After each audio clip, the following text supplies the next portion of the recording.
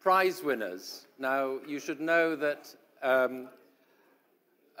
I think it's an extraordinary thing that for the past 2 years, so 2022 and 2023, students from Greece have won the Best Student Enterprise in Europe Award prize, which is a fantastic, remarkable achievement for Greece to win this prize 2 years in a row. And it's one of the most optimistic things I think you'll hear in these whole days of this conference. So I'm absolutely thrilled that we're going to be hearing from these prize winners today. And I'd like to invite you actually all to come to the stage now. Why don't you come up and take your place on the stage? So.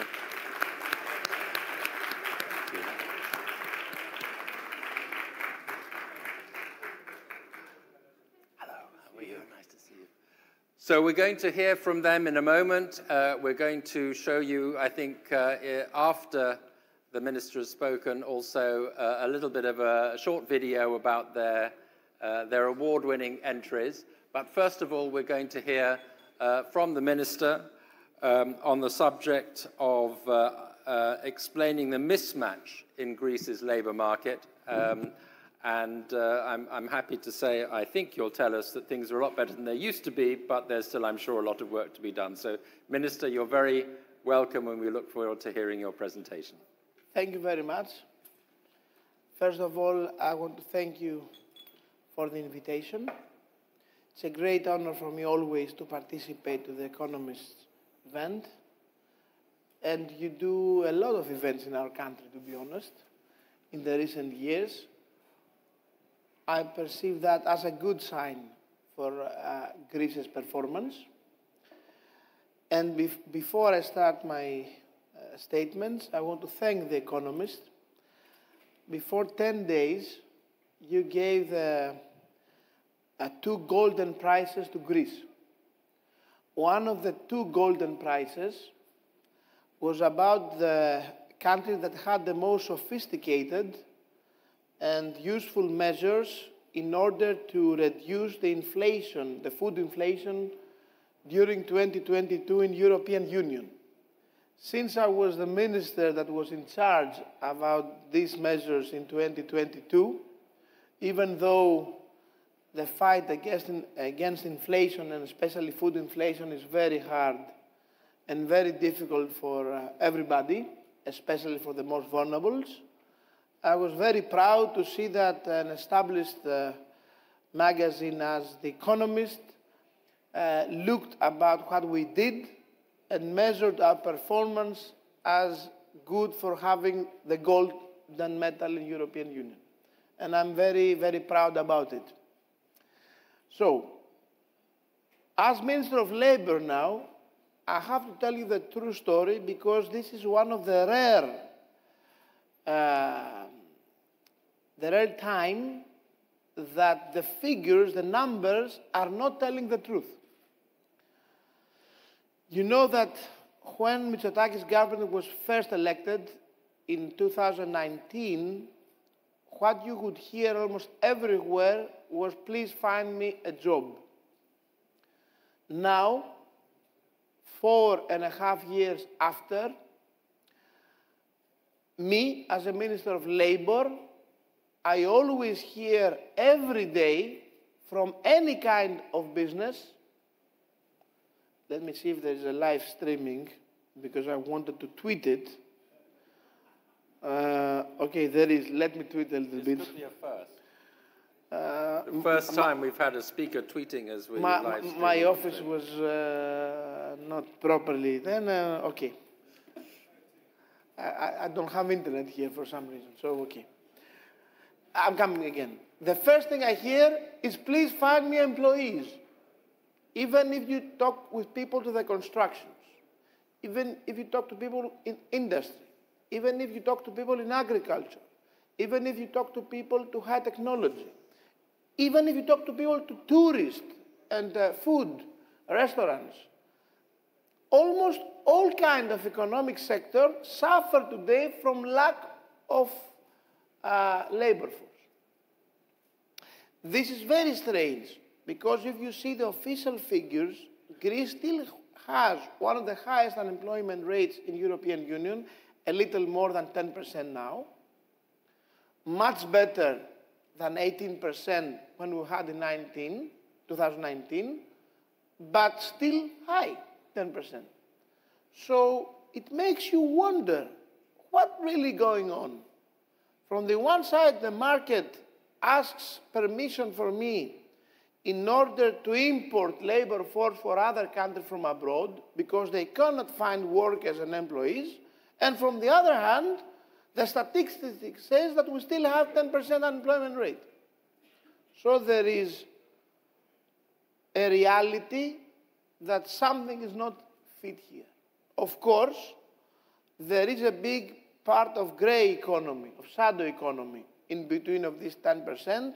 We're fighting as a government shadow economy as much as we can, but to be honest, we still have a big part of shadow economy in our country. But the other part, it is the lack of adjustment, of matching between the real needs of modern economy and the skills our labor force had or has.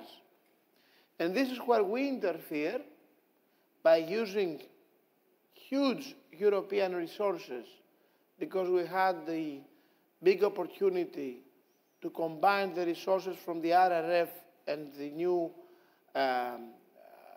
partnership agreement, the new ESPA, that together they combine a huge amount of money, approximately 4 billion euro for the next 7 years, to reskill and upskill our labor force, to match the needs of the market with the people that want to find job or to change job in Greece.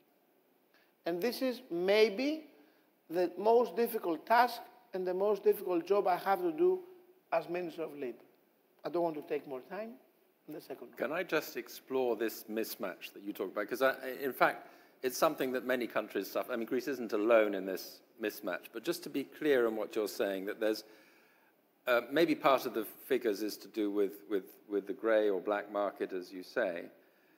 But the other part of the statistics is real, actually, from what you're suggesting. It's just that some people don't possess the correct skills. So they are, in fact, unemployed. They just don't have the skills that the labour force wants. Yes. So the big task is retraining or preparing. Upskilling and reskilling these people, not only the unemployers, because you can reskill and upskill labourers that want to find new opportunities, to find a new job with better income, having a better standard of living. This is also your responsibility. It's not only to find a job to someone that doesn't have a job, but give the opportunity to someone to have a better life. Both of these tasks are in our hands, and it is our responsibility to do it. And do you have a sense of where the biggest gaps are? So, I mean, the natural tendency is always to say, well, you need training. We were talking about it earlier on in the panel this afternoon. New training in IT skills or in basic or non-basic. I mean, more important digital skills for sure. And we have this kind of programs with DIPA, with vouchers.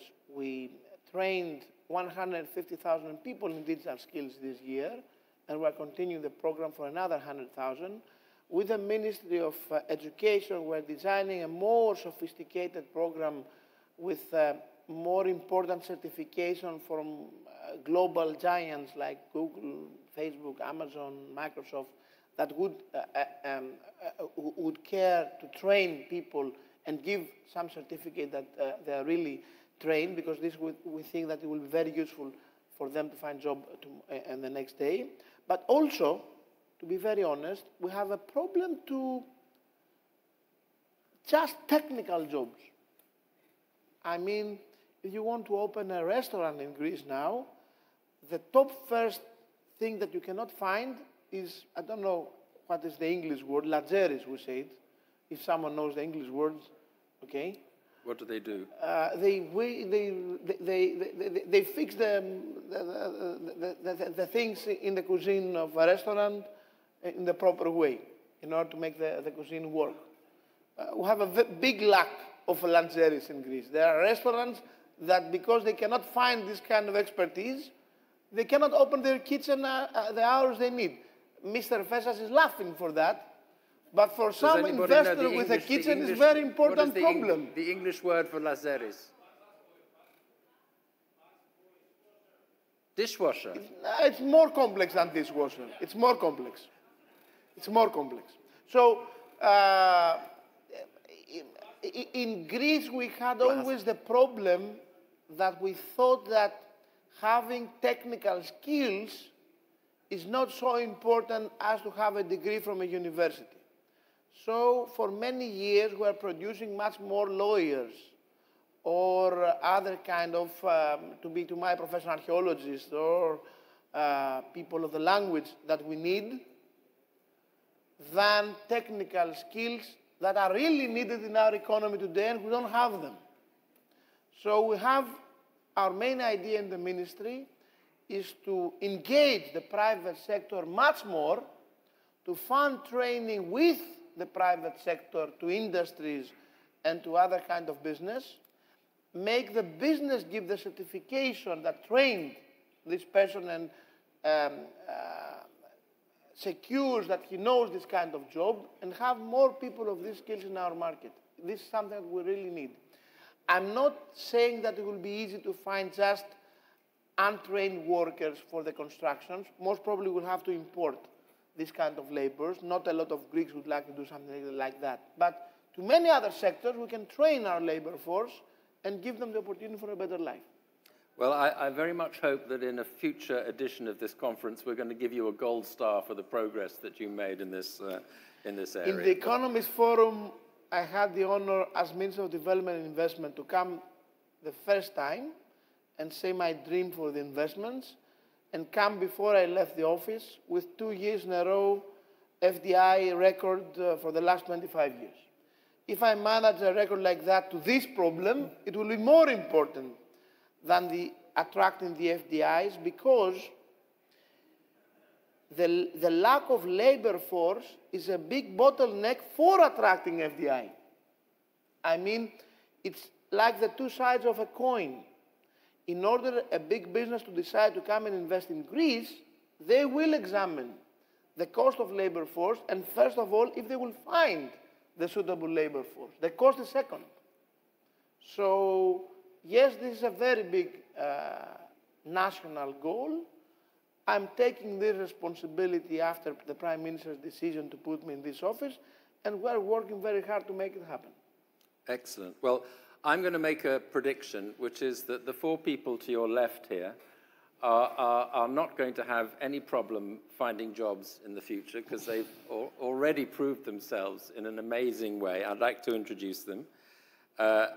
Alexandros Katsaranas and Konstantinos Koukakis are members of the award-winning Microgreens Magic Greens team.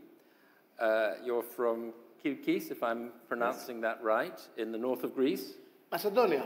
I looked it up on the map today, and I saw where it was. And so, no. We're talking technology here. Let's keep politics out of it. Okay. And then Corina Manasidi and Janis Tepsiadis from the Experimental High School of University of Macedonia from Thessaloniki. And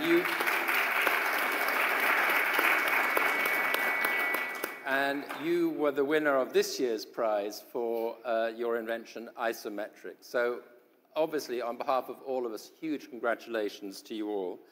We're going to show 2 short videos that give a sense of the inventions that you made, and then we'd love to hear more about it. So can we play the videos, please, of, I don't know which one comes first, but of isometrics and microgreens, magic greens.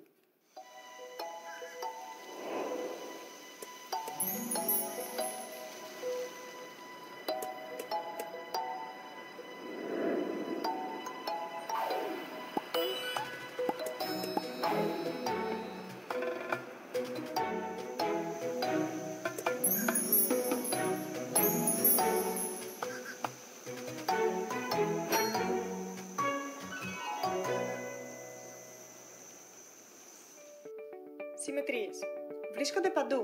Symmetries, they are everywhere. Humans are made, surrounded, and they think with symmetries. And we, in isometrics, we introduce symmetries into a fascinating game, Whiz. Play with Whizzle, have fun, and train your brain. It is time to play.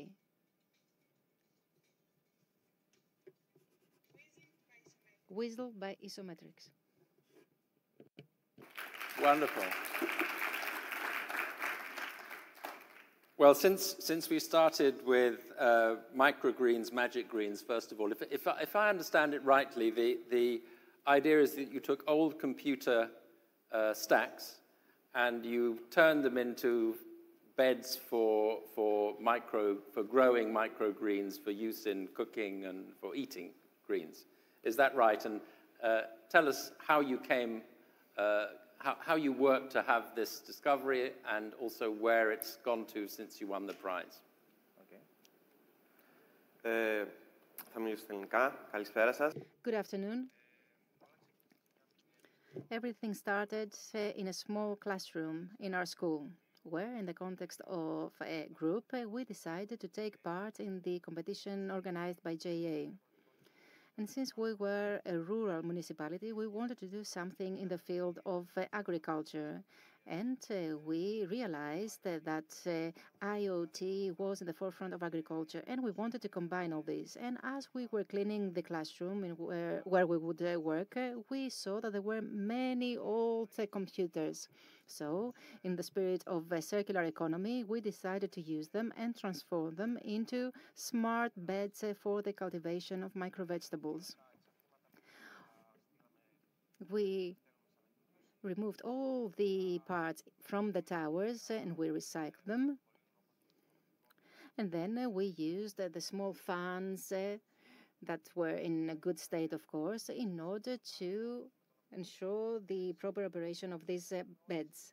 And with these, we can control all the conditions and at the same time create the ideal ones in order to get the best possible performance and the best cultivation in these beds. Actually, the fact of having, it wasn't just that they were the right shape for doing this, for cultivation. They also had, you had the pieces, the technology within them that could actually help improve the conditions for the cultivation of the vegetables. Is that right? Θα μιλήσω στα ελληνικά. I will speak in Greek.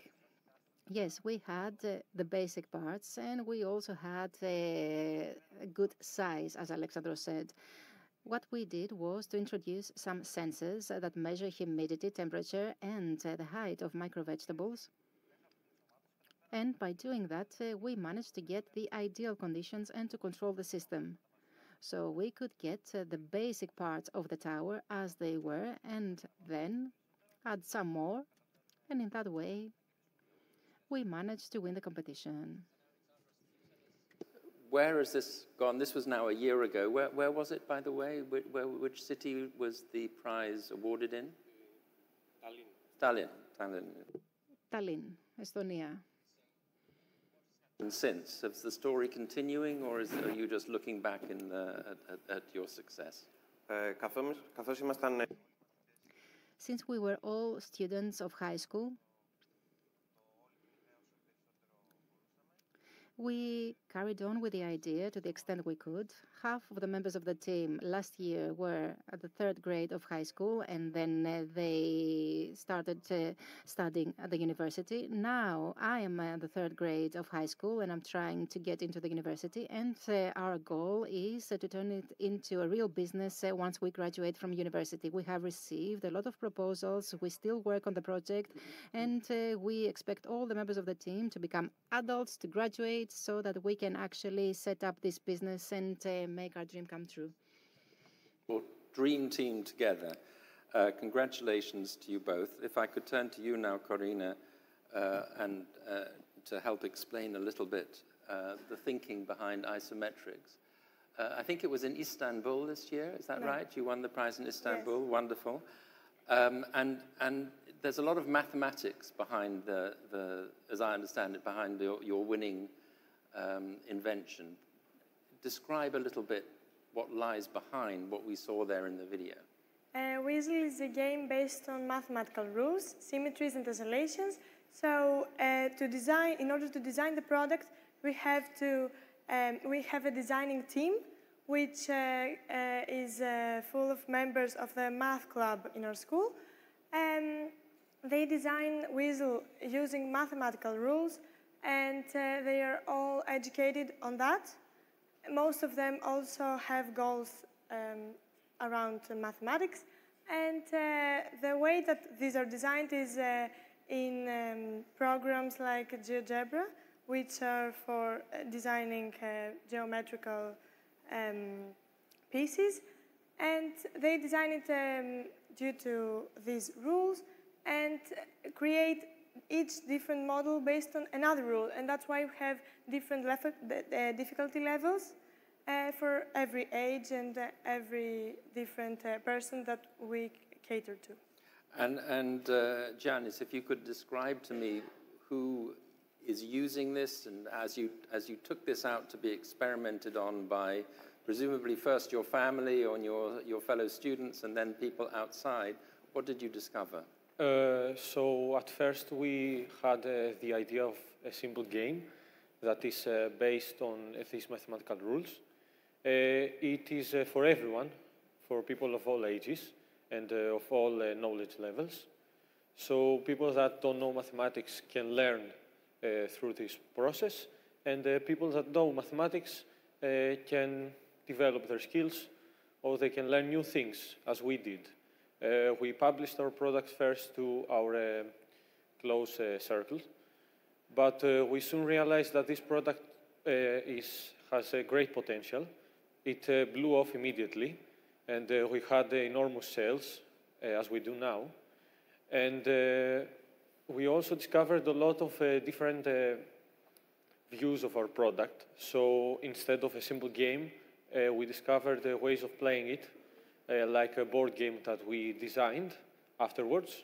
But we also have discovered a lot of applications, especially in education, as a mathematical tool that is basically a game and a learning tool, which is great for children. And it is also used in healthcare, so it is very helpful at diseases like Alzheimer's, because of the way these mathematics are processed by the brain. Fantastic. And do you actually, is it a game that you win, or that you just play because what you create is the objective? So, there's basically a simple solution, a guide or a walkthrough that we have in each packet, but there are unlimited ways to play this puzzle, assembling the pieces by any method you want, or any colors you want. And there is also infinite number of possibilities, such as different shapes. The user can even design their own shapes through our application. But as I said, we have also created other ways to play it. You can use it as a stencil to create art, which is also done by our mathematics club. And we have developed a board game, a strategic board game. And this is currently an experiment that we are working on currently. So I'm sure a lot of people in the room will want to know how they can get hold of the game. Corina, can you tell everyone, can we find this on Amazon, or where do we for now, our product is on our website. Everyone can find it on our website and order it. We deliver worldwide. And our products are also found in the selling points of Momus Museum of Modern Arts in Athens and Thessaloniki, in Noisis in Thessaloniki, Noisis Planetarium selling points, and we wish soon for them to be in bookstores that are already asking for it, but mainly we deliver from our website. And what is your website, just so that everybody Isometrics. Isometrics. Okay, so no excuse for anybody in the room not to get hold of your whistle. Very good. Well, yes, please. Minister, I wonder, do you want to ask any questions for your students here that because it's so impressive what First we've of been all, hearing. it was a fantastic idea for the Economist to invite these young, successful people here. This is the Greece we want to build. So I'm very proud to see these boys and girls do this job. Learn English faster. You will need it in order to make your dream a reality. If you find the way of your team together, there are a lot of funding tools we have already fixed for startup companies. You should apply to Elevate Greece, and you can take the first 100,000 euro to build your company through that. The idea is suitable for the platform. And if you want to find information about that, you can Google Elevate Greece, and you can find all the legislation and ready to start your business. As I understand, you are more mature. You already sell. So you earn money. How much revenues you have already done? So we are currently, not currently, before this month, we had only one 3D printer for production. This is our method of production, 3D printing, which produce roughly 100 pieces per month, one piece costing from 8 to 12 euros, which they sold immediately. When you say one piece, is that one game? Or It is one box, yes. Yeah, one box, yeah. And how much your profit to any box? So our profit is around 56% of our products cost. 15? 56. 56% to each box? Yeah. Real capitalist! Because the production cost is very low due to our production method. You're not paying yourselves enough, I think. No. You see, you have understood the reality. The good idea can produce money and pays off. If you have a good idea. We now receive The good idea is everything. The problem is who will have it, how you'll have it. You had a good idea and you can build on it and then have more good ideas. This is talent. Yes. So we had purchased a second 3D printer, which has arrived in the previous week. That increased our production output up to 170%. And we are currently printing more pieces than ever. So these are, despite the production upgrade that we had. And online, how you charge? With a credit card? How we charge it and Yes. how the customers pay us? Yes. Yeah, mainly with a credit card. PayPal? Yeah, like we use Revolut and stuff like this. Okay, everything. Good. And what about your invention? Is it also already for sale, or is it still at the prototype stage? Έχουμε κατασκευάσει κάποια... We have built some prototypes. The major advantage of our product is that it can be customized. We have offered our product to many stores, and we have received a lot of feedback. We have made necessary corrections, and we have all designs ready for the future. And how much money is required? What is the capital you need? What is the capital you need?